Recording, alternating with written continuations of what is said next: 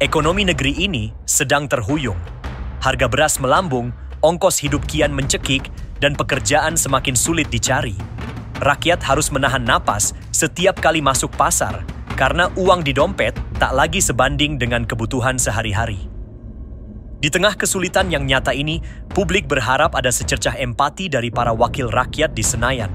Namun, harapan itu ternyata terlalu naif. Alih-alih bicara solusi, DPR justru ramai membahas kenaikan gaji dan tunjangan yang fantastis. Bahkan, angka tunjangan rumah mencapai puluhan juta rupiah per bulan. Di saat rakyat menjerit soal harga sembako, anggota dewan sibuk memastikan kenyamanan diri mereka sendiri. Kontras inilah yang pertama kali menyalakan bara di dada masyarakat. Namun bara itu berubah jadi api ketika muncul tontonan yang tak masuk akal. Sejumlah anggota DPR berjoget ria di ruang sidang kenegaraan.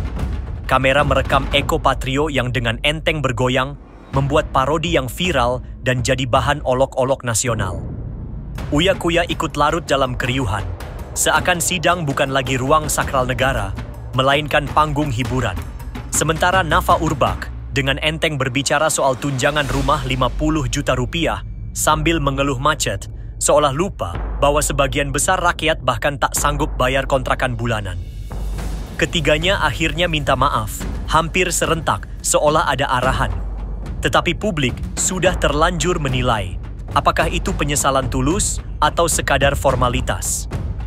Lalu datanglah komentar Ahmad Sahroni yang menyebut rakyat yang ingin DPR bubar sebagai orang tolol sedunia.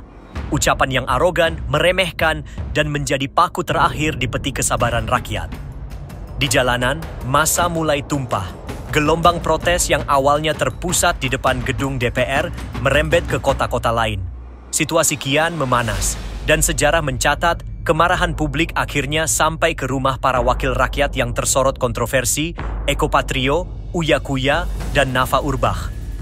Rumah mereka jadi sasaran amarah, dijarah oleh massa yang tak lagi bisa menahan diri. Pertanyaannya kini, siapa yang salah? Apakah rakyat yang meledak karena tak tahan melihat wakilnya berpesta di tengah krisis? Atau para anggota DPR yang gagal menjaga wibawa lembaga dan martabat diri mereka sendiri? Narasi ini tidak akan menunjuk hidung, tapi satu hal jelas, politik adalah seni menjaga kepercayaan. Sekali kepercayaan itu hilang, rakyat bisa berubah dari penonton menjadi hakim. DPR boleh terus berdalih, boleh terus berkilah, tapi rakyat telah melihat dengan mata kepala sendiri bagaimana panggung demokrasi berubah menjadi panggung lawak. Dan seperti semua pertunjukan murahan, cepat atau lambat, tirainya akan ditutup oleh penonton yang marah.